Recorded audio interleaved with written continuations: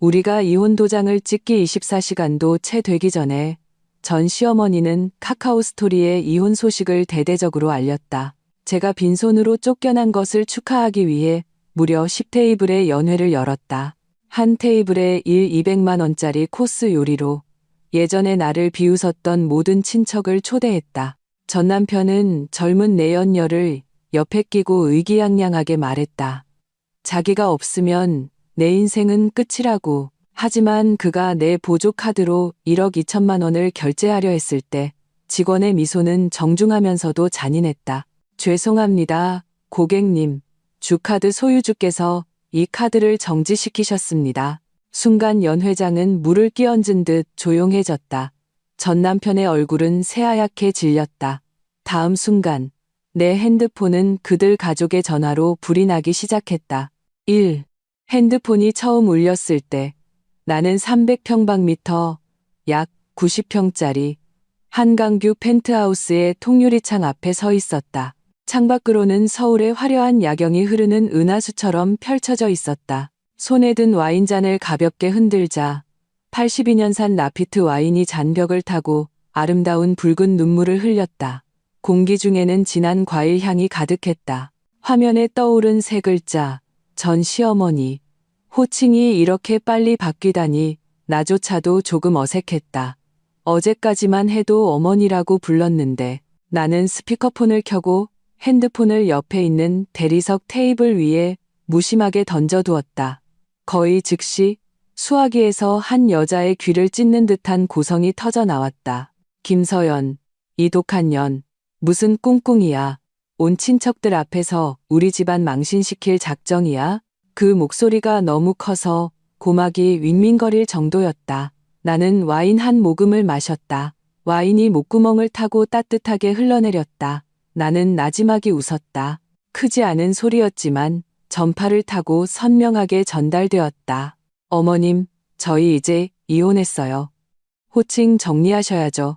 전화기 저편에서 잠시 침묵이 흘렀다. 내가 이렇게 태연하게 나올 줄은 몰랐던 모양이다. 이내 더 히스테릭한 고함이 터져 나왔다. 호칭은 무슨 놈의 호칭. 김서연, 똑똑히 들어. 당장 그깟 카드 정지 풀어. 안 그러면 내가 널 가만두지 않을 거야. 그녀의 말투에는 오랫동안 나를 하녀처럼 부리던 관성이 가득했다. 그녀는 내가 아직도 강준혁을 위해, 이 집안을 위해 모든 굴욕을 참고 사는 김서연인 줄 알았다. 안타깝게도 그런 김서연은 어제 죽었다. 나는 핸드폰을 들어 화면을 가볍게 터치했다. 미련 없이 전화를 끊었다. 세상이 순간 고요해졌다. 와인잔 속 얼음이 부딪히는 미세한 소리까지 들리는 듯했다. 1초, 2초, 핸드폰이 다시 미친 듯이 울부짖기 시작했다. 이번에는 화면에 강준혁이라는 이름이 떴다. 내 전남편, 어제 이혼 서류에 도장을 찍을 때 눈가에 해방감과 경멸을 담고 있던 그 남자. 나는 다시 전화를 받았고 여전히 스피커폰이었다. 김서연, 너 지금 뭐 하는 거야? 강준혁의 목소리는 분노를 억누르고 있었지만 겉으로는 일말의 이성을 유지하려 애썼다.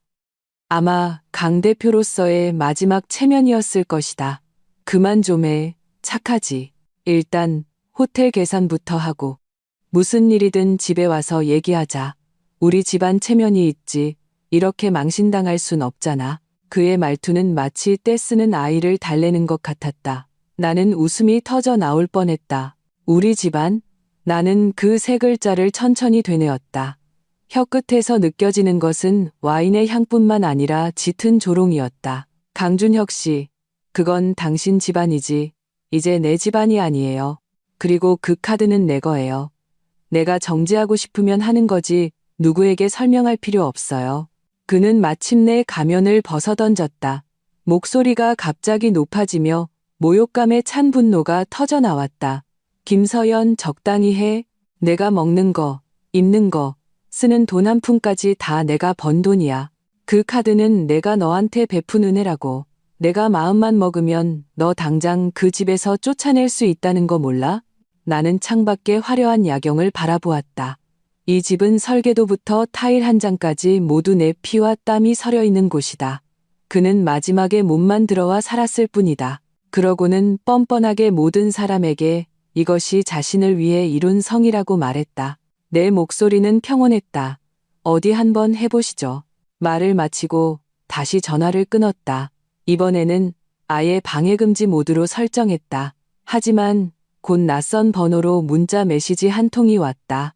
언니, 꼭 이렇게까지 하셔야 해요? 무슨 말이든 좋게 할 수 있잖아요. 왜 다들 보기 안 좋게 만드세요? 준혁 오빠도 순간 실수한 거잖아요. 이번 한 번만 용서해 주시면 안 돼요? 연애 비용이 문제잖아요. 친척들이 다 보고 있다고요. 이 착한 척하는 향기가 화면을 뚫고 나올 것 같았다. 한유라, 젊고 예쁘고 명문대 인턴이라는 후광을 업고 사무실에서 내 남편과 놀아나던 그 여자. 나는 무표정하게 그 번호를 차단했다. 그리고 인스타그램을 열었다. 손에 든 와인잔, 테이블 위에 이혼 서류, 그리고 창밖에 환상적인 한강 야경을 찍었다. 새로운 시작을 축하하며 글을 올리고 전송 버튼을 눌렀다. 이 모든 것을 마치자 절친 임지수의 전화가 걸려왔다. 그녀는 내 방해금지 모드를 뚫을 수 있는 유일한 사람이었다. 전화를 받자마자 그녀의 억누를 수 없는 흥분된 웃음소리가 들려왔다. 나의 여왕님, 정말 멋져. 방금 정보원한테 연락 왔는데 신라호텔 지배인이 경호원들 데리고 나타났대. 강준혁이랑 그 가족들. 지금 뜨거운 냄비 위에 개미처럼 모든 친척들한테 둘러싸여서 원숭이 구경거리 신세가 됐다고 하더라. 나는 소파에 기대어 눈을 감았다. 그 장면을 상상했다. 두꺼운 파운데이션으로 뒤덮인 전 시어머니의 얼굴은 분명 잿빛이 되어 있을 것이다.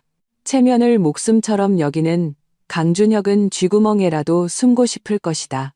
그리고 한때 나를 알도 못 낳는 암탉이라며 강준혁에게 과분하다고 비웃던 친척들은 지금쯤 수군거리며 그들 집안의 웃음거리를 실컷 즐기고 있을 것이다. 정말 멋지다. 나를 모욕하기 위해 마련된 이 성대한 연회가 그들 자신의 처형장이 되었다. 그리고 나는 그 처형 버튼을 누른 집행관이다. 뭘 서둘러. 나는 전화기 너머의 지수에게 나지막이 말했다. 이제 막 시작했을 뿐인데. 지수는 국내 최고의 로펌 파트너 변호사답게 행동력이 대단했다. 그녀는 곧 내게 동영상 하나를 보내왔다. 그녀의 친구의 친구의 친구가 마침 그 축하 연회에 참석했다가 목숨 걸고 찍은 것이라고 했다. 영상은 조금 흔들리고 소음도 심했지만 그 다채로운 표정들을 보기에는 충분했다. 카메라 중앙에는 전 시어머니 이미숙이 핸드폰을 들고 친척들에게 차례로 전화를 돌리고 있었다. 그녀의 얼굴에서 늘 보이던 오만함과 냉소는 온데간데 없고 비굴하게 아첨하는 미소가 자리 잡고 있었다. 둘째 형님. 저 동서예요. 네. 다름이 아니라 제가 지금 급하게 돈이 좀 필요한데 혹시 1천만 원만 빌려주실 수 있을까요? 애들 학원비 때문에. 알겠습니다, 형님. 그럼 방해해서 죄송합니다. 전화를 끊고 그녀는 심호흡을 한 뒤 다음 번호로 전화를 걸었다. 아이고, 큰아주버님. 제가 아주버님을 어떻게 잊겠어요. 다름이 아니라 우리 준혁이가 급한 일이 좀 생겨서 2천만 원만 좀 융통해 주실 수 있을까요? 다음 달에 바로 갚을게요. 네? 펀드에 돈이 묶여 있다고요? 장기 펀드요. 네, 알겠습니다. 연달아 몇 통의 전화를 걸었지만 돌아오는 대답은 아이 학원비를 내야 한다거나 펀드에 돈이 묶였다거나 혹은 아내가 돈 관리를 해서 마음대로 할 수 없다는 핑계뿐이었다. 평소에는 입만 열면 우리 준혁이 출세했다며 강씨 집안에 어떻게든 연주를 대려던 사람들이 지금은 하나같이 빈틈없는 회계사가 되어 자신의 자산을 깨끗하게 비워버렸다. 이미숙의 얼굴은 억지 미소에서 잿빛으로 그리고 마침내는 흑빛으로 변해갔다. 마치 한순간에 10년은 늙어버린 듯했다. 그녀 옆에 있던 전 시아버지 강대호. 평생 별 볼 일 없으면서 허세만 부리던 그 남자는 가슴을 부여잡고 강준혁의 코를 가리키며 소리쳤다. 이 쓸모없는 놈. 네가 들인 그 재수 없는 년 좀 봐라. 이혼하고 나서까지 우리 집안을 망하게 하려고 작정을 했구나. 여자 하나 제대로 단속 못해. 강준혁의 표정은 극도로 굳어 있었다. 그는 안절부절 못하며 이마에 땀을 뻘뻘 흘렸다. 공들여 세팅한 머리도 헝클어져 있었다. 그는 옆에 있는 한유라의 손을 마치 마지막 지푸라기라도 잡는 심정으로 꽉 잡았다. 너희 아빠 큰 사업 하신다며. 일단 1억만 보내달라고 해. 빨리.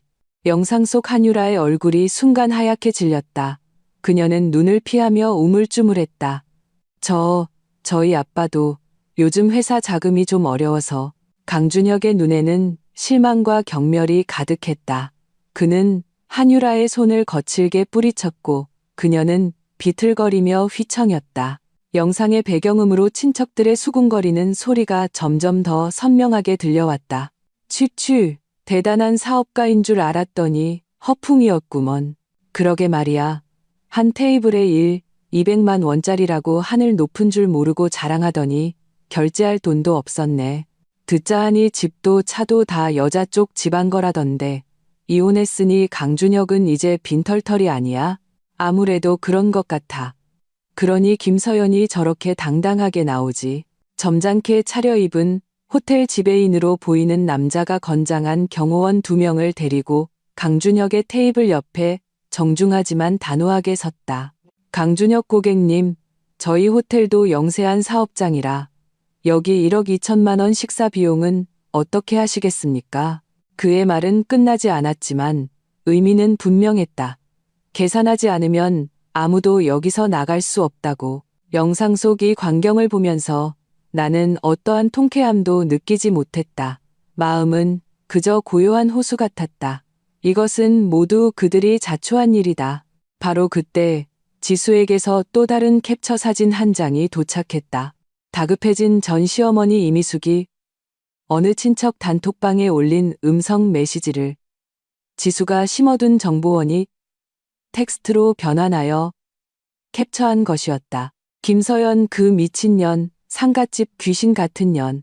우리 강씨 집안이 정말 8대에 걸쳐 재수 없는 일을 당했구나. 저런 걸 며느리로 들이다니. 자기는 애도 못 낳으면서 이제 우리 집 잘 되는 꼴도 못 보겠다 이거지. 우리 가족 전부 호텔에 가둬놓고 사람들 웃음거리로 만들고 있어. 저건 완전 사이코패스 독후야. 예전의 나였다면 이 글을 보고 심장이 찢어지는 듯한 고통을 느꼈을 것이다. 이불을 뒤집어 쓰고 밤새 울었을 것이다. 하지만 지금의 나는 그저 그 글자들을 바라볼 뿐이었다. 그리고는 냉정하게 그 캡처 사진을 강준혁과 나의 모든 공통 친구들이 있는 단톡방에 전달했다. 그 단톡방에는 우리의 대학 동기들, 사업 파트너들, 그리고 우리를 처음부터 지켜봐 온 친구들이 있었다. 나는 아무 말도 덧붙이지 않았다. 단지 한 문장만 추가했다. 이혼하자마자 전 시댁에서 이런 축하를 받네요. 1억 2천만 원짜리 축하 파티라니. 정말 저를 대단하게 봐주셨네요. 돌 하나가 1000개의 파문을 일으켰다. 단톡방은 순식간에 폭발했다. 헐, 진짜야? 이혼 축하한다고 1억 2천짜리 파티를 열었다고? 저건 사람이 할 짓이 아니지. 전에는 강준혁 괜찮은 사람인 줄 알았는데 이렇게 쓰레기일 줄이야. 김서연이 빈손으로 나왔는데 걔네 집은 축하 파티 열어서 사람을 모욕해? 서연이 성격 진짜 보살이다. 나였으면 바로 엎어버렸을 텐데. 윗글 못 봤냐? 서연이가 카드 정지시켰잖아. 이게 바로 고수의 한 수지. 일격필살. 여론은 순식간에 그들 집안의 부에 대한 부러움에서 그들의 인성에 대한 경멸과 나에 대한 동정으로 바뀌었다. 나는 핸드폰을 내려놓고 와인바로 가서 와인 한 잔을 더 따랐다. 강준혁, 당신은 체면을 가장 중요하게 생각했지? 이제 내가 당신의 그 화려한 체면을 모든 사람 앞에서 한꺼풀 한꺼풀 내 손으로 직접 벗겨내 줄게. 아파? 아픈 게 맞아. 내 마음은 예전에 이것보다만 배는 더 아팠으니까. 3. 신라호텔의 귀빈실은 공기가 얼어붙을 듯 차가웠다. 모든 친척은 벽화처럼 의자에 꼼짝 않고 앉아 있었다. 하지만 그들의 눈빛은 탐조등처럼 강준혁과 그의 부모님 사이를 오가며 훑었다. 구경거리, 경멸, 고소함이 담긴 그 눈빛은 수많은 가느다란 바늘이 되어 강준혁의 자존심을 찔렀다. 그 강준혁, 젊고 유능한 인재, 잘나가는 CEO, 상류 사회에 떠오르는 별, 언제 이런 치욕을 당해본 적이 있었던가? 그는 주머니에 있는 모든 카드를 다 꺼내보았지만 잔액을 합쳐도 500만 원이 채 되지 않았다. 그는 평소에 가장 무시했던 가난한 친척들에게 고개를 숙여 돈을 빌리려 했지만 돌아오는 것은 온갖 핑계와 거절뿐이었다. 그가 큰 기대를 걸었던 진정한 사랑 한유라는 돈 얘기만 나오면 뒷걸음질 쳤다. 그는 막다른 길에 몰렸다. 수치심, 분노, 억울함이 독사처럼 그의 심장을 갉아먹었다. 그는 무너져가는 그의 가련한 존엄성을 되찾기 위해 무언가 해야만 했다. 그래서 그는 한 가지 결정을 내렸다. 그는 사람들 앞에서 다시 전화를 걸었고 스피커폰을 눌렀다. 그는 모든 사람에게 자신이 여전히 손바닥 뒤집듯 세상을 주무르는 강대표라는 것을 보여주고 싶었다. 왕 이사님. 그의 목소리는 명령조로 쥐 죽은 듯 조용한 연회장에 우렁차게 울려 퍼졌다. 즉시 회사 계좌에서 1억 2천만 원을 신라호텔 계좌로 이체하세요. 지금 바로. 그는 회사 계좌라는 말을 의도적으로 강조하며 좌중을 훑어보았다. 마치 봤지? 내 개인 카드는 푼돈일 뿐이야. 회사가 나의 진짜 금고다라고 선포하는 듯했다. 모두가 숨을 죽였다. 한유라의 눈에는 다시 희망의 불꽃이 타올랐다. 이미숙도 허리를 꼿꼿이 세우며 얼굴에 다시 생기를 되찾았다. 전화기 저편 회사 재무총괄 왕이사의 목소리는 몇 초간 침묵했다. 그리고는 감정 없는 기계적인 목소리가 흘러나왔다. 죄송합니다, 대표님. 대표님의 모든 권한이 정지되었습니다. 현재 회사 자금은 단 한 푼도 움직일 수 없습니다. 그 목소리는 크지 않았지만 스피커폰이 켜진 핸드폰과 무섭도록 조용한 환경 속에서 모든 글자가 천둥처럼 선명하게 들렸다. 강준혁의 얼굴에서 핏기가 눈에 띄게 사라졌다. 그는 마치 벼락을 맞은 것처럼 온몸이 굳어버렸다. 목소리마저 떨렸다. 무슨 소리요? 왕이사, 다시 한번 말해봐요. 내가 이 회사 대표야. 죄송합니다, 대표님. 왕이사의 목소리는 여전히 감정 없는 AI처럼 평온했다. 이것은 회사 최대 주주이신 김서연님께서 직접 내리신 지시입니다. 1시간 전 김서연님께서 온라인 시스템을 통해 긴급 자산 청산 및 감사 절차를 개시하셨습니다. 해당 절차가 종료되기 전까지 김서연님 본인을 제외하고는 그 누구도 회사 자금을 사용할 수 없습니다. 김서연님, 최대 주주. 이 두 단어의 조합은 마치 원자폭탄처럼 연회장에 있는 모든 사람의 머릿속에서 폭발했다. 이미숙과 강대호를 포함한 모든 친척은 마치 일시정지 버튼을 누른 것처럼 입을 쩍 벌리고 외계인을 보는 듯한 믿을 수 없는 눈빛으로 강준혁을 쳐다보았다. 그들이 뭘 들은 거지? 그들 눈에 강준혁에게 빌부터 사는, 직업도 없고 수입도 없고 집에서 빨래나 하고 밥이나 하는 가정주부 김서연이 회사의 최대 주주라고. 그럼 강준혁은 뭐지? 이름만 걸어놓은 바지 사장, 대릴 사위? 강준혁의 손에서 핸드폰이 스르르 미끄러져 카펫 위로 떨어지며 둔탁한 소리를 냈다. 그의 얼굴은 종이처럼 새하얗게 질렸고 굵은 땀방울이 이마에서 굴러떨어져 굳은 뺨을 타고 흘렀다. 그는 마침내 깨달았다. 이것은 단순한 부부 싸움이 아니었다. 아내가 토라져서 하는 복수가 아니었다. 이것은 오랫동안 치밀하게 계획된 정확하고 치명적인 교살이었다. 그리고 그는 너무 오랫동안 따뜻한 물 속에서 삶아지다가 물이 끓어오를 때가 되어서야 뒤늦게 알아차린 개구리였다. 그는 이혼할 때 김서연의 지나치게 평온했던 얼굴을 떠올렸다. 그녀가 빈손으로 나가겠다는 합의서에 너무나도 순순히 도장을 찍었던 것을 떠올렸다. 그는 그것이 그녀의 어리석음과 체념이라고 생각했다. 이제야 그는 깨달았다. 그것은 그녀가 소중히 여기는 빵 부스러기 따위는 그와 다툴 가치조차 없다고 여겼기 때문이었다. 왜냐하면 그 빵을 만드는 공장 전체가 그녀의 소나기에 단단히 쥐어져 있었기 때문이다. 그는 졌다. 완벽하게 체면도 남김없이 졌다. 옆에 있던 한유라는 김서연이 최대주주라는 말을 듣는 순간 눈빛이 완전히 변했다. 그녀가 강준혁을 보는 시선에는 충격, 의심, 그리고 속았다는 배신감과 계산적인 경멸이 뒤섞여 있었다. 그녀가 사랑한 것은 젊고 유능하며 재계를 호령하는 강 대표였지 아내 덕에 출세한 남자가 아니었다. 전 시어머니 이미숙은 온몸의 기운이 빠져나간 듯 비싼 원목 의자에 주저앉았다. 그녀는 넉나간 눈으로 허공을 응시하며 중얼거렸다. 말도 안 돼. 이건 말도 안 돼. 아무것도 모르는 가정주부가 어떻게. 바로 그때 내 핸드폰이 진동했다. 지수에게서 온 메시지였다. 체크메이트. 이제야 깨달았겠지. 네가 그에게 준 보조카드가 결코 은혜가 아니었다는 걸. 그건 네가 정교하게 설계한 함정에서 가장 달콤한 미끼였다는 걸. 나는 메시지를 보고 와인잔을 들어 남은 와인을 단숨에 들이켰다. 나의 복수는 이제 막 일막을 끝냈을 뿐이다. 내 생각은 아주 먼 옛날로 거슬러 올라갔다. 대학교 3학년 때 나는 몇몇 동기들과 함께 개발한 지능형 이미지 인식, 알고리즘 프로젝트로 전국 창업 경진대회에서 대상을 받았다. 곧 상당한 액수의 벤처 캐피탈 투자를 받게 되었다. 그것이 내 인생의 첫 종잣돈이었다. 나는 그 돈으로 회사를 설립했다. 넥스트젠 테크놀로지의 시작이었다. 그때의 강준혁은 인생 첫 창업에 실패한 직후였다. 그는 좁은 자취방에 틀어박혀 매일 술과 담배에 절어 살았다. 재능을 인정받지 못하고 시대를 잘못 만났다는 말만 되풀이했다. 나는 그의 망가진 모습을 보며 가슴이 찢어질 듯 아팠다.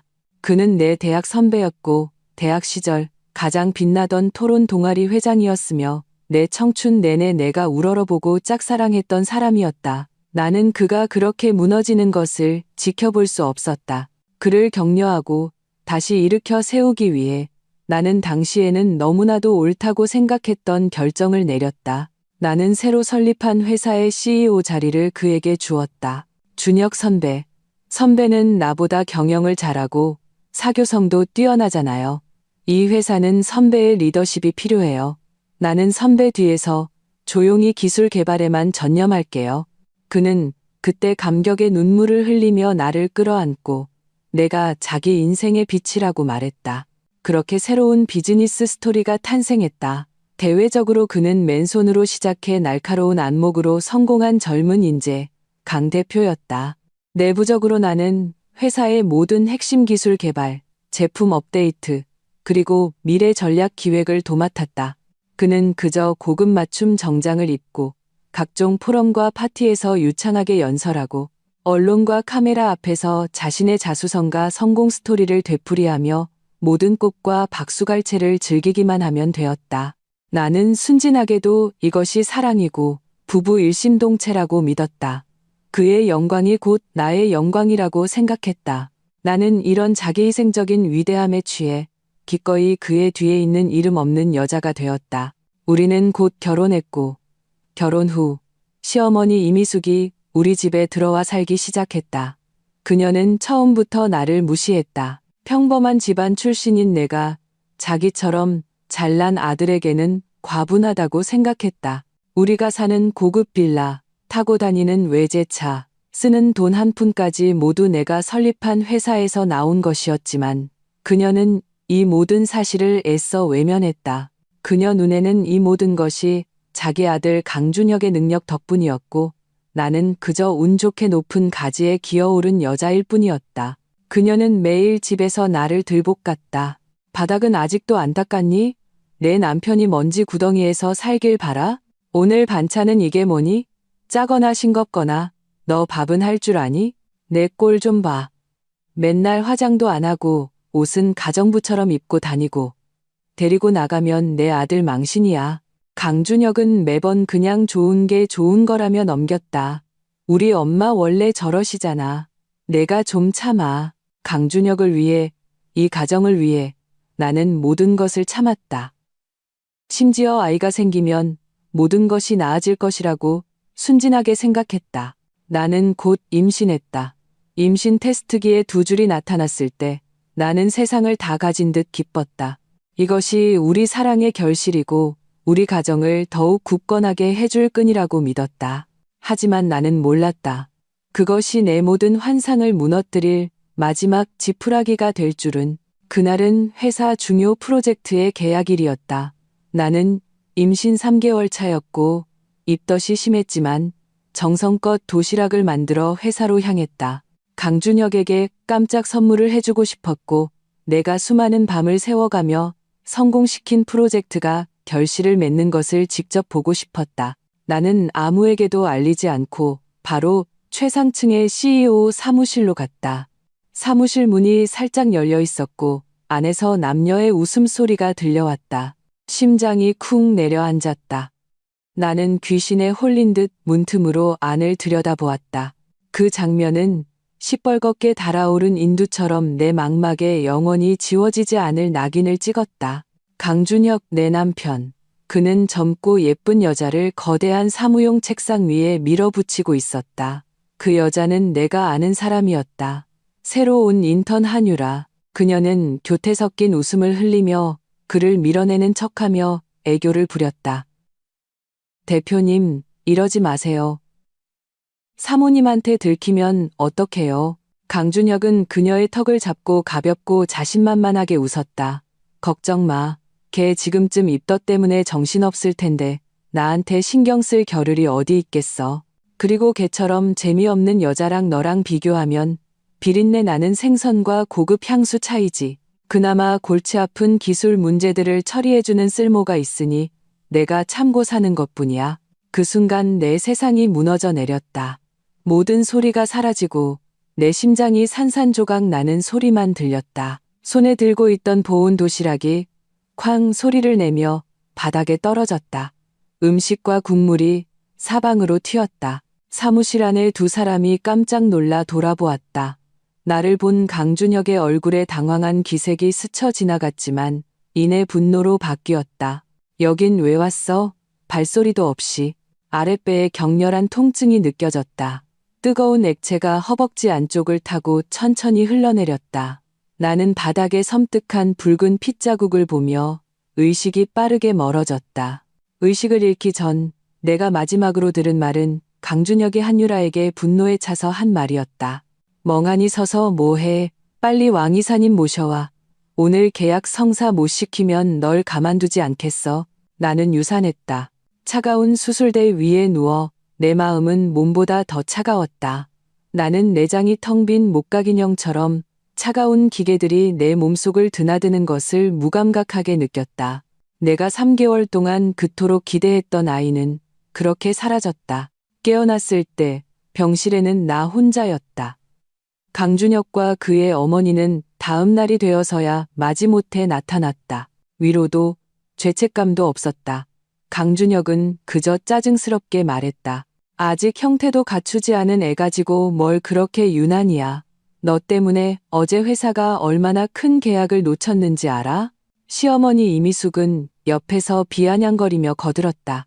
그러게, 제 몸 하나 간수 못해서 애를 떨구고 내 아들 앞길까지 막잖아.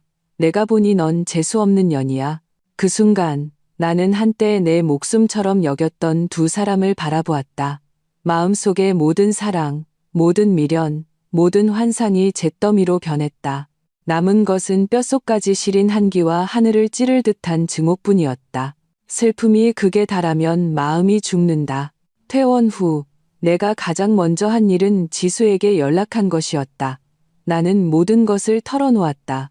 내 가장 친한 친구인 그녀는 그 자리에서 분노의 차컵을 던지며 당장 사람을 시켜 강준혁의 다리를 부러뜨리겠다고 했다. 나는 그녀를 말렸다. 지수야, 내가 원하는 건 그런 육체적인 고통이 아니야. 나는 그가 사회적으로 매장당하길 원해.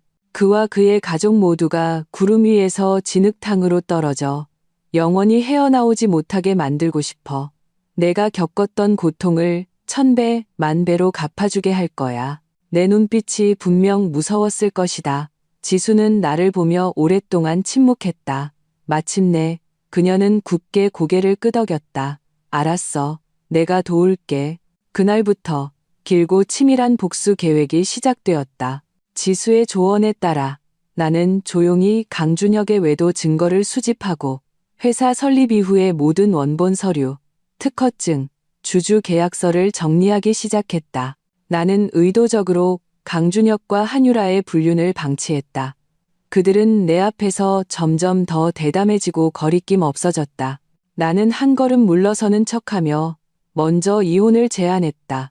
그리고 강준혁의 평판을 위해 내가 기꺼이 빈손으로 나가겠다고 관대하게 말했다. 강준혁과 이미숙은 하늘에서 떨어진 떡에 정신을 차리지 못했다. 그들은 내가 마음을 바꿀까봐 가장 빠른 속도로 나와 모든 이혼 절차를 마쳤다. 구청 앞에서 강준혁은 의기양양하게 나를 바라보았다. 그는 자비롭게도 자신이 계속 사용하던 한도 10억 원짜리 신용카드 가족 카드를 내게 남겨주었다. 서연아, 부부였던 정이 있는데 너무 야박하게 굴고 싶진 않아. 이 카드는 일단 네가 써. 비밀번호는 네 생일이야. 아끼지 말고 써. 앞으로는 이렇게 큰돈 벌기 어려울 테니까. 나는 그의 위선적인 얼굴을 보며 속으로 비웃었다. 그는 아마 평생 모를 것이다. 그가 내게 준 이 가족 카드의 주카드는 처음부터 내 명의였다는 것을. 회사의 모든 자금 흐름은 이 주 카드를 통해 이루어졌고 그가 사용했던 것은 진짜 가족 카드였다. 나는 카드를 받으며 그가 보기에 감격에 겨운 듯한 미소를 지어 보였다. 고마워요. 그는 만족스럽게 떠나갔다. 멀지 않은 곳에서 기다리고 있던 한유라를 껴안고 유유히 사라졌다. 그리고 나는 돌아섰다. 컴퓨터 화면에 뜬 내가 완벽하게 동결시킨 회사의 모든 계좌와 권한을 바라보며 내 눈에는 한 점의 미동도 없었다. 유산의 고통, 배신의 증오, 무시당하고 짓밟혔던 모든 굴욕이 이 순간 차갑고 곧 폭발할 분출구를 찾았다. 강준혁, 이미숙, 한유라. 준비됐나요? 당신들을 위해 맞춤 제작된 이 성대한 장례식은 이제 막 서막을 열었을 뿐입니다. 오, 다음 날 아침. 햇살이 눈부셨다. 나는 커튼을 치지 않고 햇살이 방 안 가득 쏟아지게 내버려 두었다. 어젯밤의 알코올은 완전히 사라졌고 내 정신은 그 어느 때보다 맑았다. 오전 9시 정각.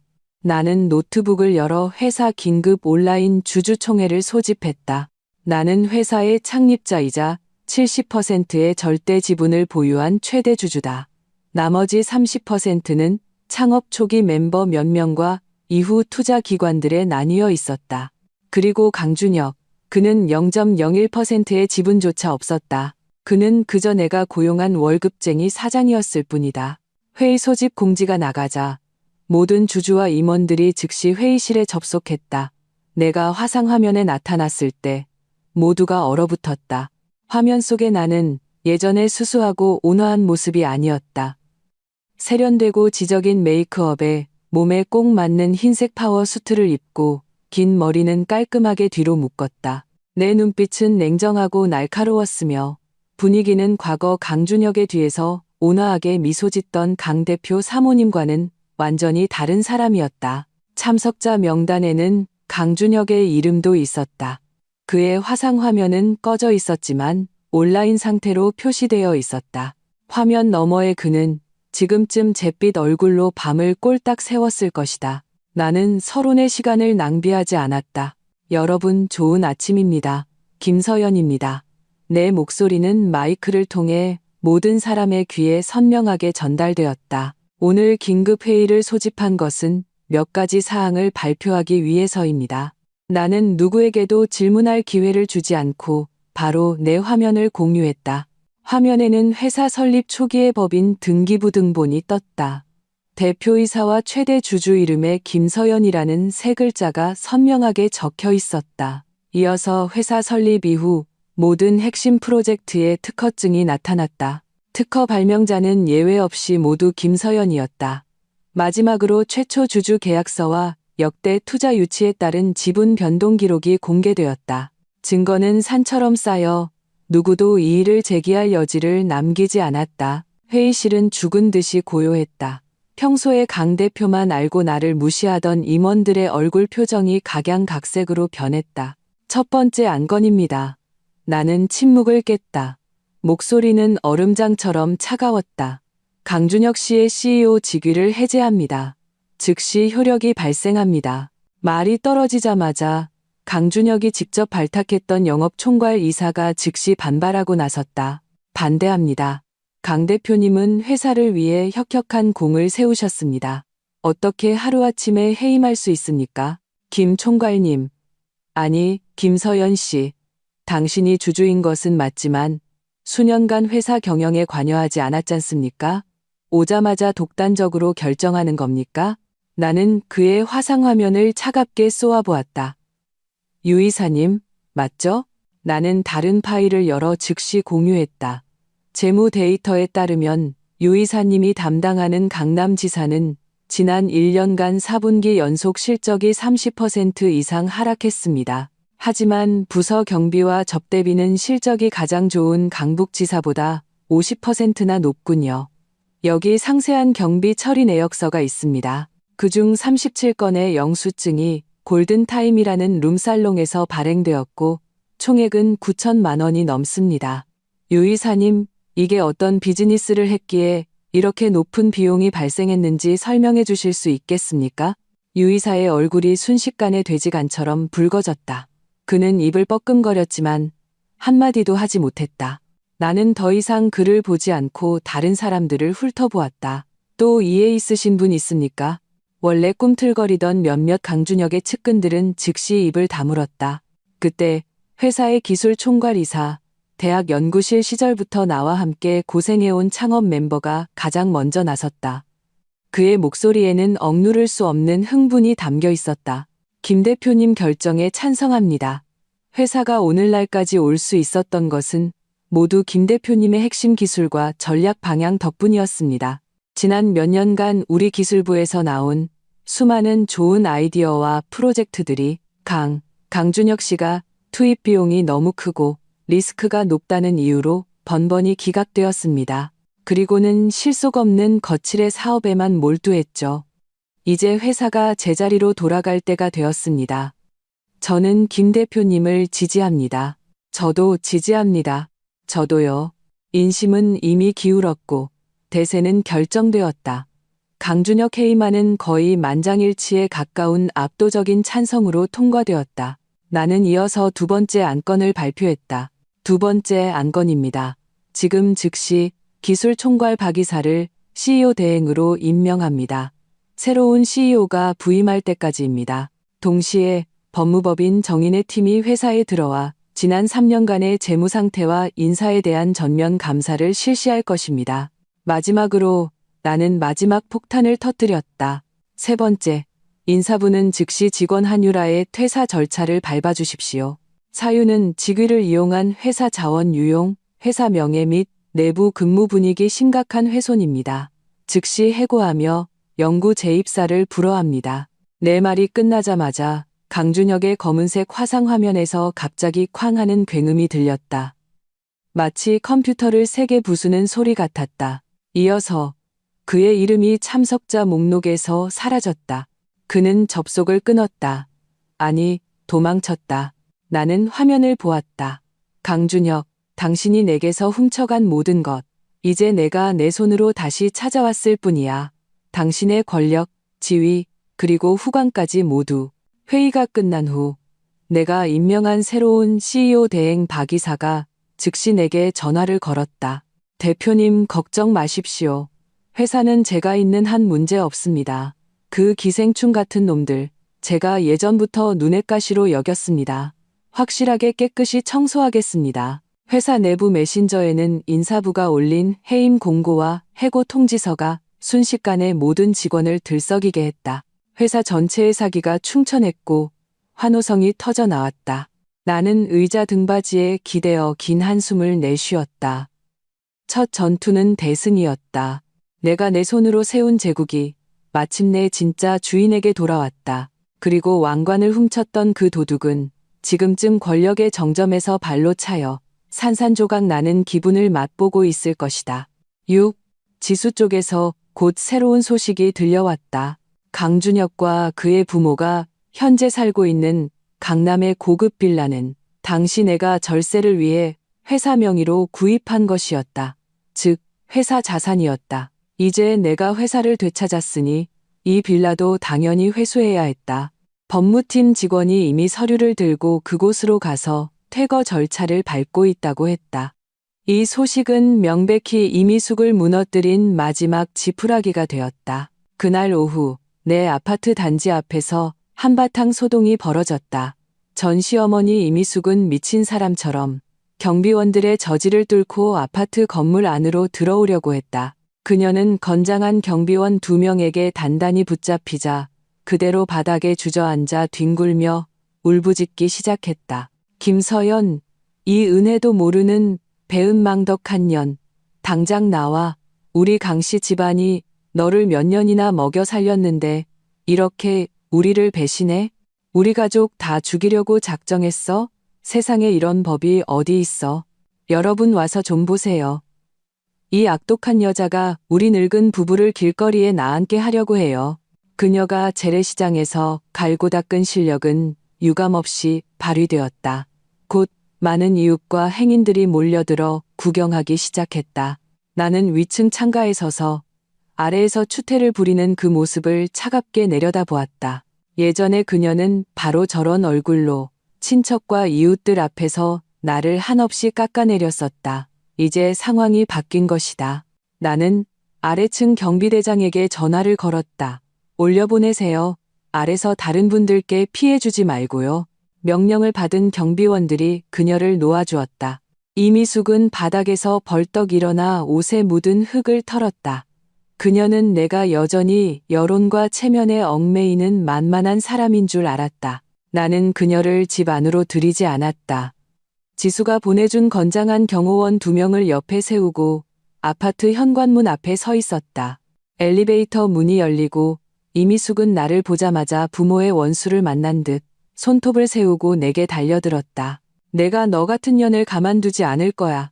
그녀가 내 옷깃에 닿기도 전에 양옆의 경호원들이 그녀의 팔을 하나씩 붙잡았다. 그녀는 꼼짝도 할 수 없었다.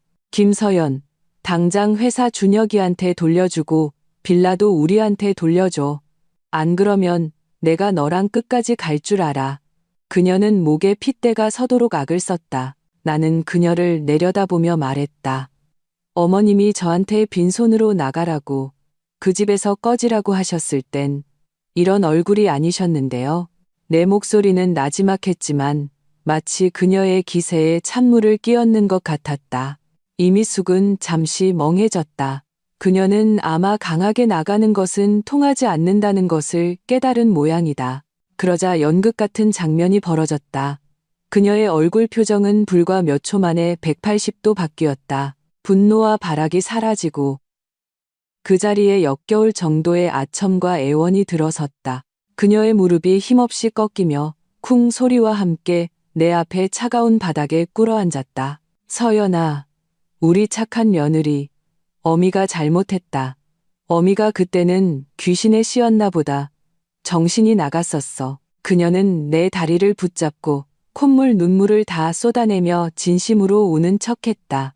다 이 어미 잘못이야. 어미가 밖에서 떠도는 헛소문만 믿고 너한테 못되게 굴었어. 준혁이랑 다시 합쳐라. 응? 우린 아직 한 가족이잖아. 회사고 집이고 다 우리 거 아니겠니? 그 여우 같은 년, 한유라는 내가 이미 쫓아냈어. 준혁이 마음속에는 너밖에 없어. 나는 웃었다. 바닥에 엎드려 추태를 부리는 이 여자를 보며 진심으로 웃음이 나왔다. 이제 와서 잘못을 안다고. 나는 천천히 몸을 숙여 그녀와 눈을 맞췄다. 늦었어요. 나는 그녀의 귓가에 우리 둘만 들을 수 있는 목소리로 한자 한자 또박또박 말했다. 예전에 제가 당신들 강씨 집안의 손주를 임신했을 때 당신 아들의 불륜 현장을 목격하고 유산해서 차가운 수술대 위에 혼자 외롭게 누워있을 때 당신은 어디에 있었죠? 아, 깜빡했네요. 당신은 그때 당신의 보물 같은 아들을 따라 그 놀란 내연녀를 달래주러 갔었죠. 당신은 오직 당신 아들이 그 일로 기분을 망치거나 그 중요한 회의에 지장을 받을까봐 걱정했잖아요. 이미숙의 몸이 확 굳어졌다. 그녀는 고개를 들어 믿을 수 없다는 듯 나를 쳐다보았다. 그녀의 얼굴에서 핏기가 순식간에 사라졌다. 그녀는 그 일이 완벽하게 숨겨졌다고 생각했을 것이다. 나는 몸을 일으켜 있지도 않은 먼지를 털어냈다. 그러니 다시는 저를 서연아라고 부르지 마세요. 역겨우니까. 그리고 다시는 가족이라는 말도 꺼내지 마세요. 당신 아들은 저에게 과분하니까. 말을 마치고 더 이상 그녀를 보지 않고 돌아서서 문을 닫으려 했다. 문이 닫히기 직전 나는 차갑게 마지막 말을 던졌다. 당신 아들에게 전하세요. 쇼는 이제부터 시작이라고. 쾅 하는 소리와 함께 두꺼운 문이 안과 밖에 세계를 갈라놓았다. 문 밖에서는 이미숙의 절망에 찬 울부짖음과 저주가 들려왔다. 나는 문에 기댄 채 긴 한숨을 내쉬었다. 3년 동안 가슴에 맺혔던 원한이 조금은 풀리는 것 같았다. 7. 늙은 여우를 처리했으니 이제 어린 여우 차례였다. 지수의 팀은 효율이 대단했다. 불과 이틀 만에 그들은 상세한 목록 하나를 정리해냈다. 한유라가 강준혁과 어울려 지낸 2년 동안 강준혁의 직위를 이용해 각종 명목으로 회사에서 경비 처리한 금액이 총 3억 2,700만 원에 달했다. 수천만 원짜리 에르메스 버킨백부터 수천만 원짜리 파텍 필립 시계, 그리고 각종 해외여행, 고급 레스토랑에서의 식사까지 모든 내역이 명확하게 기록되어 있었다. 과거의 이 돈들은 강준혁의 서명 한 번으로 모두 회사 운영 비용으로 처리되었다. 이제 이 썩은 빚을 갚아야 할 사람이 필요했다. 나는 직접 한유라를 찾아가지 않았다. 나는 지수에게 두꺼운 소비 내역서 뭉치와 함께 단호한 어조의 내용 증명을 그녀의 시골 부모님 댁으로 보내달라고 했다. 내용 증명에는 한유라가 15일 이내에 모든 금액을 반환해야 하며 그렇지 않을 경우 회사는 업무상 횡령 및 사기 혐의로 정식으로 소송을 제기할 것이라고 명시되어 있었다. 나는 그녀를 자랑스러워하며 딸이 서울에서 재벌 2세를 만났다고 사방에 자랑하고 다니는 그녀의 부모님도 그들의 보물 같은 딸이 얼마나 유능했는지 똑똑히 보게 하고 싶었다. 역시 내 예상대로였다. 내용 증명이 도착한 지 사흘째 되던 날, 나는 낯선 번호로 전화를 받았다. 한유라였다. 전화기 너머 그녀의 목소리에서는 예전의 교태와 가식은 온데간데 없고 공포와 떨림만이 남아있었다. 대표님. 아니, 서연 언니. 저한테 이러시면 안 돼요. 그 돈들은, 그건 다 준혁 오빠가 저 좋아서 사준 거예요. 저랑은 상관없어요. 나는 그녀의 횡설수설하는 변명을 들으며 헛웃음이 나왔다. 한유라 씨. 첫째, 그 돈은 강준혁 씨 돈이 아니라 회사 돈이었어요. 둘째, 당신 것이 아닌 것을 누렸으니 이제 그에 상응하는 대가를 치러야죠. 그녀는 내 말에 할 말을 잃고 울먹이며 애원했다. 서연 언니, 제가 잘못했어요. 정말 잘못했어요. 제발 저 좀 봐주세요. 저 돈 없어요. 정말 갚을 돈이 없어요. 3억 원이면 저를 팔아도 못 만들어요. 그건 당신 문제지 내 문제가 아니에요. 나는 그녀의 말을 차갑게 끊었다. 내가 길 하나 알려줄게요. 당신에게 그런 걸 사준 사람한테 가서 받아요. 15일 뒤에 법정에서 봅시다. 말을 마치고 바로 전화를 끊었다. 궁지에 몰린 한유라는 역시나 가장 먼저 강준혁을 찾아갔다. 안타깝게도 지금의 강준혁은 더 이상 세상을 호령하던 강 대표가 아니었다. 그는 회사에서 쫓겨나고 빌라는 회수당했으며 자신의 모든 재산은 어제의 그 어처구니없는 연회에서 탕진해버렸다. 그는 이제 제 한 몸 건사하기도 힘든 처량한 신세였다. 지수에게 듣기로는 한유라가 강준혁을 찾아갔을 때 두 사람은 격렬하게 다투었다고 한다. 강준혁은 전화로 그녀에게 온갖 욕설을 퍼부으며 돈만 밝히는 속물이라고 자기가 눈이 멀어서 너 같은 걸 만났다고 소리쳤다고 한다. 한유라도 강준혁에게서 더 이상 얻어낼 것이 없다는 것을 깨닫자 완전히 본색을 드러냈다. 그녀는 영악했다. 혹은 여론을 이용할 줄 알았다. 그녀는 곧 네이트판의 익명으로 장문의 글을 올리기 시작했다. 그녀의 글 속에서 그녀는 강준혁의 CEO라는 지위와 거짓된 부에 속아 넘어간 세상 물정 모르는 피해자가 되어 있었다. 그녀는 강준혁이 어떻게 자신의 감정을 기만하고 어떻게 자신을 유혹하여 함정에 빠뜨렸는지, 그리고 일이 터지자 어떻게 자신을 헌신짝처럼 버렸는지를 폭로했다. 신빙성을 더하기 위해 그녀는 강준혁에 알려지지 않은 추악한 비밀들도 폭로했다.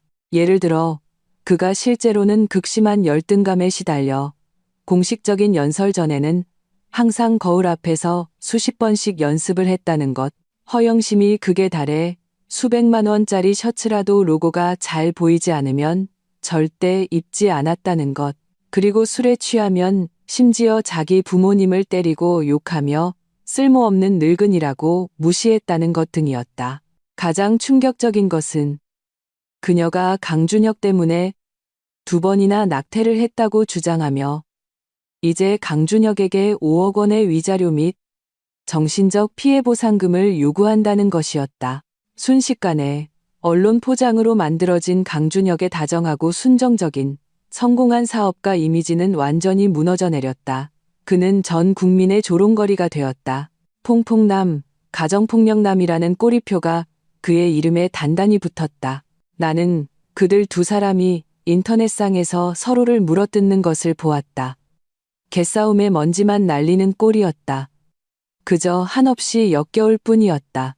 사무실에서 서로 사랑을 속삭이며 진정한 사랑이라고 확신하던 그 남녀가 이익과 위기 앞에서는 소위 말하는 사랑이 얼마나 허망하게 부서지는지 지수가 내게 잘했어 이모티콘을 보내왔다. 이게 바로 늑대를 집에 들였다가 결국 그 늑대에게 물리는 꼴이지. 쌤통이다. 나는 웃는 이모티콘으로 답장했다. 그리고 나는 회사 홍보팀을 시켜 내부 관계자의 계정으로 한유라의 성형 전후 고화질 비교 사진 몇 장과 그녀가 대학 시절 동시에 여러 명의 남자를 어장관리하며 돈을 뜯어냈던 카카오톡 대화 캡처본을 실수로 유출시켰다. 이것으로 한유라도 완전히 끝장났다. 그녀의 순수한 피해자 코스프레는 순식간에 무너졌고 그녀는 모두에게 손가락질 받는 꽃뱀이 되었다. 두 광대의 추악한 싸움은 마침내 막을 내렸다. 그들에게 남은 것은 엉망진창이 된 평판과 온몸에 새겨진 욕설뿐이었다. 그리고 이 연극의 감독인 나는 이미 다음 막의 대본을 준비해 두었다. 8. 신라호텔 법무팀은 나의 우정어린 제보에 힘입어 가차없이 강준혁 가족을 법원에 고소했다. 1억 2천만 원, 단 한 푼도 깎아줄 수 없다는 입장이었다. 판결은 금방 나왔다. 연회의 예약자인 강준혁이 모든 비용을 부담해야 했다. 여기에 한유라의 끈질긴 소송과 그가 예전에 흥청망청 쓰며 남긴 카드비까지 더해져 강준혁은 처음으로 사면 초과가 무엇인지 뼈저리게 느끼게 되었다. 그가 알던 모든 부자, 친구들은 그를 차단했다. 그는 일자리를 구하려 했지만 그의 화려한 이력은 이미 업계에 널리 퍼져 제대로 된 회사 중 그를 받아주는 곳은 아무데도 없었다. 궁지에 몰린 그들은 결국 한 가지 선택을 할 수밖에 없었다. 수십 년간 살아왔고 그들 명의로 된 유일한 재산인 집을 파는 것이었다. 그 집은 마포에 있는 낡은 아파트였지만 위치가 좋아 수억권은 좋게 나갔다. 그 집은 이미숙과 강대호의 평생의 자랑이었고 이웃들 앞에서 아들이 출세했다고 자랑하는 자부심의 원천이었다. 이사하는 날 추적추적 비가 내렸다. 나는 가지 않았다. 지수가 현장 사진을 보내주었다. 사진 속에는 이삿짐 센터 직원들이 분주히 오가며 익숙한 가구들을 트럭에 싣고 있었다. 이미숙은 아파트 단지 아래 돌계단에 주저앉아 헝클어진 머리로 넋 나간 표정을 짓고 있었다. 마치 비바람에 침식된 석상 같았다. 예전에 그녀는 바로 저 돌계단에 앉아 지나가는 이웃들에게 가장 과장된 목소리로 내가 몰고 온 외제차를 자랑하면서도 가장 경멸적인 어조로 내가 그저 운전기사일 뿐이라고 암시했었다. 강대호는 낡은 느티나무 아래 기대어 연신 담배를 피워댔다. 그의 뒷모습은 구부정했다. 강준혁은 멍하니 옆에 서서 빗물이 머리와 옷을 적시는 것을 그대로 내버려 두고 있었다. 한때 그들 가족을 둘러싸고 강 사장님, 미숙 씨라며 아첨하던 이웃들은 이제 멀찌감치 떨어져 창문 너머로 손가락질하며 수군거렸다. 그의 높은 건물을 보았고 그의 화려한 잔치를 보았고 그리고 그의 건물이 무너지는 것을 보았다. 세상 인심의 냉혹함이 이 순간 극명하게 드러났다. 그들은 집을 판 돈으로 빚을 갚고 나니 남은 돈으로는 서울에서 가장 외진 변두리에 있는 낡고 작은 빌라의 옥탑방을 얻을 수 있을 뿐이었다. 그곳은 엘리베이터도 없는 낡은 빌라 꼭대기층이었다. 복도에는 잡동사니가 가득 쌓여 있었고 벽에는 검은 곰팡이와 아이들의 낙서가 가득했다. 공기 중에는 눅눅한 냄새와 음식물 냄새가 뒤섞인 이상한 악취가 진동했다. 강남의 펜트하우스에서 마포의 아파트로 그리고 이제는 몸 하나 돌리기도 힘든 이 비둘기장 같은 곳으로 천국에서 지옥으로 직행하는 이 거대한 낙차는 한 사람의 모든 정신적 지주를 무너뜨리기에 충분했다. 평생을 허영심에 기대어 살아온 남자 강대호는 며칠을 버티지 못하고 뇌졸중으로 쓰러져 병원으로 실려갔다. 겨우 목숨은 건졌지만 반신이 마비되고 말도 어눌해졌다. 병원의 독촉장은 눈처럼 날아들었다. 이미숙은 매일 병원과 옥탑방을 오가며 눈물로 밤을 지새웠다. 그리고 강준혁은 비싼 병원비를 감당해야 할 뿐만 아니라 미친 여자 한유라의 시도 때도 없는 괴롭힘과 은행의 카드비 독촉 전화에 시달려야 했다. 그는 초췌하고 비참했다. 듣자 하니 밤마다 잠을 이루지 못하고 술에 취하면 혼자 중얼거리기 시작했다고 한다. 그는 집에 돌아오면 깨끗한 방, 맛있는 식사, 다려진 셔츠가 준비되어 있던 과거를 그리워하기 시작했다. 그는 내가 회사의 모든 일을 완벽하게 처리해 자신은 밖에서 폰만 잡으면 되었던 시절을 그리워하기 시작했다. 그는 나를 그리워하기 시작했다. 하지만 무슨 소용인가? 이 세상에 후회라는 약은 없다. 나는 지수가 보내온 이 소식들을 보며 마음속은 고요한 우물 같았다. 이것은 단지 디저트일 뿐이다. 진짜 메인 요리는 아직 나오지도 않았다. 나는 강준혁에게 시간을 주었다. 그가 가난, 굴욕, 그리고 절망의 맛을 충분히 음미하게 할 필요가 있었다. 나는 그가 이런 하루하루의 고통 속에서 그의 그 가소로운 오만함과 자존심을 완전히 갈아 없애기를 바랐다. 나는 그가 순순히 운명을 받아들이지 않았다는 것을 알게 되었다. 그는 여전히 회사의 몇몇 옛 부하 직원들, 즉 그가 승진시켜 주었고 그에게 충성했던 사람들에게 연락을 시도하고 있었다. 그는 새로운 프로젝트와 자원이 있다며 재기를 꿈꾸는 허황된 약속을 하고 있었다. 비록 응하는 사람은 거의 없었지만 이것만으로도 나는 경계심을 갖기에 충분했다. 풀을 베려면 뿌리까지 뽑아야 한다. 나는 그에게 단 한 줌의 재기할 기회도 주어서는 안 되었다. 나는 내 손에 쥔 마지막이자 가장 치명적인 카드를 꺼내기로 결심했다. 나는 컴퓨터에 수없이 암호화된 폴더 하나를 열었다. 그 안에는 3년 전의 한 사건 파일이 저장되어 있었다. 당시 회사는 정부 주도의 대형 인프라 건설 프로젝트 입찰에 참여했고 경쟁이 매우 치열했다. 강준혁은 이 프로젝트를 따내기 위해 조급한 마음에 프로젝트 총책임자에게 개인적으로 현금 5억 원을 뇌물로 건넸다. 그의 일처리는 깔끔하지 못했다. 은행 계좌 이체 기록과 모호한 내용의 통화 녹음 파일이 남아 있었다. 나중에 프로젝트가 진행되던 중 그 책임자가 다른 일로 조사를 받게 되면서 강준혁의 뇌물공여 사실도 드러날 뻔했다. 그때 내가 수년간 쌓아온 모든 인맥과 자원을 동원하여 최고의 변호사팀을 고용해 엄청난 비용을 들여 벼랑 끝에 몰렸던 그 사건을 간신히 무마시켰다. 그리고 결정적인 이체 기록과 녹음 파일을 포함한 모든 증거 자료들은 내가 조용히 보관해 두었다. 당시에는 만일의 사태에 대비해 보험을 들어두는 심정이었다. 나는 이것들이 언젠가 그를 직접 감옥으로 보내는 증거가 될 줄은 몰랐다. 나는 모든 증거를 익명으로 묶어 검찰청 부패범죄수사대에 제보 메일로 보냈다. 이 모든 것을 마치고 나는 컴퓨터를 껐다. 창가로 다가가니 밤이 깊었다.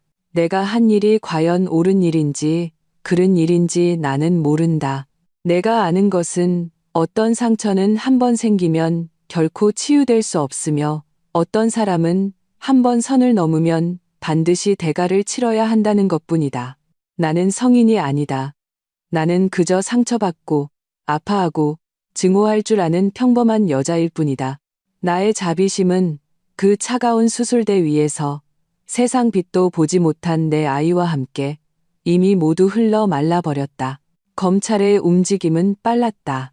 이틀 후 지수에게서 전화가 왔다.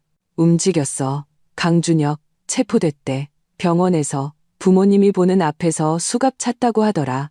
나는 하고 대답하고 전화를 끊었다. 복수를 이룬 후에 벅찬 희열은 없었다. 대신 거대하고 끝없는 공허함이 나를 감쌌다. 모든 것이 끝나야 했다. 나는 그 장면을 상상할 수 있었다. 병원의 소독약 냄새가 진동하는 복도에서 강준혁은 싸구려 티셔츠를 입고 덥수룩한 수염에 겁에 질린 믿을 수 없다는 눈빛을 하고 있다. 수많은 계약서에 서명했던 그의 두 손에 차가운 수갑이 채워졌다. 이미숙은 경찰차를 뒤쫓으며 아들의 이름을 목 놓아 부르다 결국 차가운 아스팔트 위에 주저앉는다.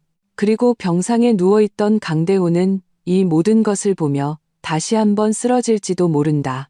이번에는 영원히 깨어나지 못할지도. 가족은 해체되고 집은 망했다. 내가 한때 온 힘을 다해 지키려 했던 그 가정은 결국 내 손에 의해 파멸의 심연으로 밀려났다. 내가 울어야 할지 웃어야 할지 알 수 없었다. 나는 그저 와인바로 가서 가장 독한 위스키를 한 잔 따랐다. 그리고 단숨에 들이켰다. 독한 액체가 목구멍을 태우고 위장까지 타들어가는 듯했다. 나는 마침내 이혼 후 처음으로 눈물을 흘렸다. 그들을 위해서가 아니었다. 사랑이 모든 것을 이길 수 있다고 순진하게 믿었던 어리석었던 나 자신을 위해서였다. 11주일 후 나는 강준혁이 구치소에서 보낸 편지를 받았다. 누런 서류 봉투는 꾸깃꾸깃했고 마치 수없이 만져진 듯했다. 나는 오랫동안 망설이다 결국 편지를 뜯었다. 편지지에는 강준혁의 익숙한 필체가 있었지만 더 이상 예전처럼 힘차지 않고 비뚤비뚤하며 무력감으로 가득했다. 글자 사이사이에는 피와 눈물이 배어있는 듯했다. 그는 편지에서 처음으로 회사가 내 것이었음을 인정했다. 그는 자신이 내 마음을 훔치고 내 사업을 훔치고 내 인생을 훔친 파렴치한 도둑이라고 말했다. 그는 우리가 대학 시절 처음 만나 함께 고생하며 작은 자취방에서 미래를 꿈꾸던 날들을 회상했다. 그는 그때의 자신은 비록 가난했지만 세상에서 가장 소중한 보물, 바로 나를 가졌었다고 했다. 하지만 나중에 꽃과 박수갈채와 부에 둘러싸여 그는 자신을 잃어버렸고 허영과 욕망에 눈이 멀었다고 했다. 그는 자신의 어리석음과 오만함을 저주했고 온 마음을 다해 자신을 사랑했던 그 여자를 제 손으로 놓쳐버린 자신을 저주했다. 편지의 마지막에 그는 이렇게 썼다. 서연아, 내가 죽을 죄를 지었다는 거 알아. 용서해달라고 빌지 않을게. 다만 우리가 한때 그토록 사랑했던 것을 생각해서 그리고 이 세상 빛 한 번 보지 못하고 떠난 우리 아이를 생각해서 제발 나를 구해줘. 내가 나를 한 번만 끌어준다면 내 남은 인생은 너를 위해 개처럼 소처럼 살게. 내 모든 것으로 내 죄를 갚을게. 우리 아이라는 두 글자를 보는 순간 내 마음속에 마지막으로 남아있던 한 줄기 감정의 파동마저 완전히 사라졌다. 남은 것은 하늘을 뒤덮는 듯한 역겨움뿐이었다. 지금 이 순간까지도 그는 자신이 직접 죽인 그 아이를 이용해 내 동정을 얻으려 하고 협상의 카드로 쓰려 하고 있다. 그는 심지어 혹은 전혀 신경 쓰지 않았을 것이다. 그 아이의 죽음이 내게 어떤 능지처참과도 같은 고통이었는지를. 그는 내가 아직도 아이가 없어진 사실을 모른다고 생각하는 걸까? 우습고도 비참하다. 때늦은 후회는 잡초보다도 가치가 없다. 그의 참회는 내게 이제 아무런 의미가 없다. 나는 그 편지를 집어들었다. 조금의 망설임도 없이 옆에 있는 문서 세단기에 넣었다. 그의 소의 피와 눈물이 담긴 참회의 글자들이 무의미한 종이 조각으로 변해가는 것을 보며 나는 전례 없는 평온함을 느꼈다. 마침 서류를 주러 온 지수가 그 모습을 보고 눈썹을 치켜 올렸다. 어이구, 후회의 막이 올랐나 보네. 마음 약해졌어? 나는 고개를 저었다. 창밖을 보며 담담하게 말했다. 아니, 내가 한 모든 행동이 한치의 오차도 없이 옳았다는 걸 확인했을 뿐이야. 용서? 내가 왜? 어떤 상처는 한 번 생기면 평생 가. 내가 왜 나를 지옥으로 밀어넣었던 사람을 내 미래의 행복을 담보로 용서해야 하지? 나는 중생을 구제하러 온 보살이 아니야. 나는 그냥 김서연이야. 10일, 재판이 열리는 날, 날씨는 흐렸다. 나는 이 사건의 가장 중요한 증인으로 법정에 출석했다. 장엄하고 엄숙한 법정에서 나는 피고인석에 앉은 강준혁과 멀리서 마주 보았다. 불과 며칠 만에 그는 완전히 다른 사람이 되어 있었다. 몸에 맞지 않는 수의를 입고 머리는 짧게 깎여 있었으며 얼굴에는 초췌함과 절망이 가득했다. 그는 나를 보았다. 그의 눈빛에는 더 이상 예전의 의기양양함은 없었고 오직 애원, 후회, 그리고 끝없는 절망만이 남아 있었다. 그 눈빛은 마치 우리에 갇힌 야수가 마지막 헛된 발버둥을 치는 것 같았다. 나는 시선을 돌리고 무표정하게 있었다. 판사의 질문에 나는 냉정하고 객관적으로 3년 전 그 뇌물 사건의 전말을 진술했다. 나는 모든 증거, 즉위체 기록, 통화 녹음 파일, 그리고 당시 내가 그를 돕기 위해 애썼던 모든 흔적을 제출했다. 증거는 완벽했고 반박의 여지가 없었다. 피고인석의 강준혁은 처음에는 변명하려 애쓰다가 마지막에는 완전히 침묵했다. 그는 고개를 숙이고 있어 표정을 볼 수 없었다. 단지 무릎 위에 놓인 굳게 쥔 주먹만이 보였다. 마침내 법봉이 내려쳐졌다. 피고인 강준혁, 특정경제 범죄 가중처벌 등에 관한 법률 위반, 횡령 및 뇌물 공여죄에 대하여 범죄 사실이 명백하고 증거가 확실하므로 징역 5년 및 벌금 5억 원에 처한다. 선고 결과가 나오는 순간 방청석에서 비명에 가까운 울음소리가 터져 나왔다. 이미숙이었다. 그녀는 미친 듯이 경계선을 넘어 내게 달려들려 했다. 김서연, 이 살인자 같은 년, 내가 어떻게 이럴 수가 있어. 내가 10년이나 사랑했던 사람이잖아. 어떻게 내 손으로 그 사람을 감옥에 보낼 수가 있어. 그녀는 건장한 법정 경위 2명에게 단단히 제지당했지만 여전히 가장 악독한 말로 나를 저주했다. 법정은 순식간에 아수라장이 되었다. 나는 피하지도 움직이지도 않았다. 나는 그저 그 자리에 서서 조용히 그녀를 바라보았다. 그녀가 욕하다 지쳐 울음소리가 잦아들기를 기다렸다. 그리고 나는 천천히 한자 한자 분명하게 그녀에게 말했다. 제가 유산하고 차가운 수술대 위에 혼자 누워있을 때 당신들의 마음은 어디에 있었죠? 내 목소리는 크지 않았지만 마치 번개처럼 모든 소음을 갈라놓았다. 법정은 순간 고요해졌다. 이미숙의 저주 소리가 뚝 그쳤다. 그녀는 입을 벌린 채 마치 누군가 목을 조른 것처럼 한마디도 하지 못했다. 그녀의 얼굴에서 핏기가 사라지고 잿빛이 되었다. 나는 그녀를 보았다. 이 한마디가 어떤 반격보다 더 강력하다는 것을 알았다. 이것은 그녀가 영원히 변명할 수 없는 원죄였다. 나는 더 이상 그녀를 보지 않았다. 완전히 죄수가 되어버린 강준혁도 보지 않았다. 나는 돌아섰다. 한 걸음 한 걸음 흔들림 없이 법원을 걸어 나갔다. 무거운 법원 문을 밀고 나섰을 때 한 줄기 눈부신 햇살이 구름을 뚫고 정확히 내 얼굴에 쏟아졌다. 조금 눈이 부셨지만 더없이 따뜻했다. 나는 알았다. 내 인생은 이 순간부터 그 더럽고 추악했던 과거와 완전히 단절되었다. 나의 새로운 인생이 시작되었다.